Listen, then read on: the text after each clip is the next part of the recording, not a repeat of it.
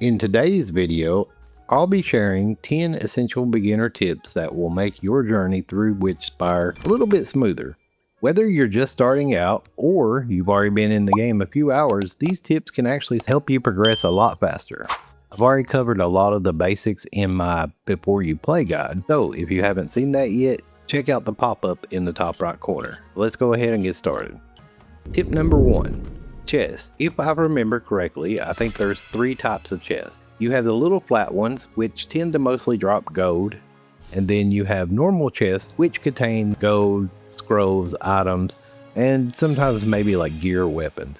And then we have these big chests that have like this grass covering with a rock on them. These are usually full of good loot like weapons, gear, harvesting tools, gold, and lots more. So you always want to be on the lookout for those chests. Tip number 2. Once you make your pickaxes or your sickles, you will notice that these tend to start dropping as loot. Instead of doing like I did, which was just chucking them into storage, they are actually not basic pickaxes or sickles. They usually have passive stats attached to them. For example, the most common one I think I've seen is 25% more damage for logging and mining, which means that it takes less attacks to cut down a tree or break a mineral. Tip number 3. All gear doesn't have combat stats. I've actually been working on a set to put together for a later guide. But as for now, if you look at all the stats on your gear, some have double loot drops, more logging and mining drop, more or less spirit. So yes, you can build a full complete set just for harvesting or for maxing out loot drops. Tip number 4. Familiars have 4 types of rarities. You have commons, rares, epics, and mythics. Now, unfortunately, common familiars do not have any stats or stars whatsoever. However, for every star a familiar gets, it gets +1 passive stat. Plus, every time that you catch a familiar, these stats are completely random.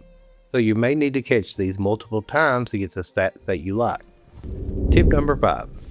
Look at your weapons and familiars closely. Near the bottom of the stats, you may have noticed that there is some lore information. But the main thing to notice here is what type of magic it is. If you look at the familiar skill tree at the main top, it will also tell you what type of magic they are, because that brings up our next tip.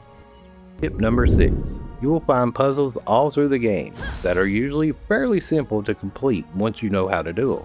Pressure plates are pretty straightforward. You either step on them in a certain order or you and your familiar step on them. We also have pillar puzzles that need to be lit in a certain order to advance.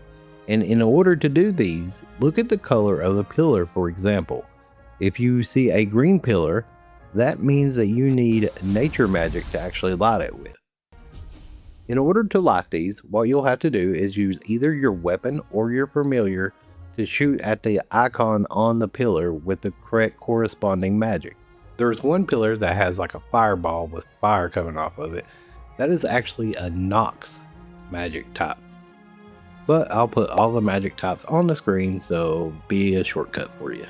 If you're finding this video helpful, don't forget to subscribe to our channel to become part of our cozy crew for more guides and tutorials just like this. Now, back to our tips. Tip number 7. Besides our normal familiars, we also have what is known as a shifty, which basically means they're a different color than the regular one. Then we have a celestial, which is a sparkling familiar, and these tend to be the hardest to find in game. Tip number 8. Just like in most survival type games, if you're having trouble reaching certain areas, channel your inner Fortnite player and just build to get to where you can't reach. But do keep in mind that you'll need your hearth to put down near wherever you're building. Tip number 9. Whenever you craft weapons or gear, remember that they always have random stats, but the item should always be about the same level you are currently at. This will also apply for anything that you buy off the little vendor guy.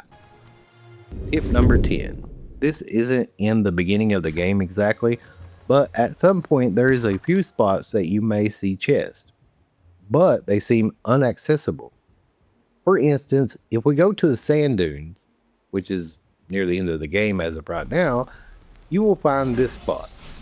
Not sure if it's actually intended or not, but the way to reach it is you want to hit B on your keyboard, bring up your building mode, and place a hearth inside. Then you're going to teleport to it via homebound scroll or going back to your regular hearth. You'll grab the loot and then you'll remove the hearth and teleport back with a homebound scroll. And that wraps up this video.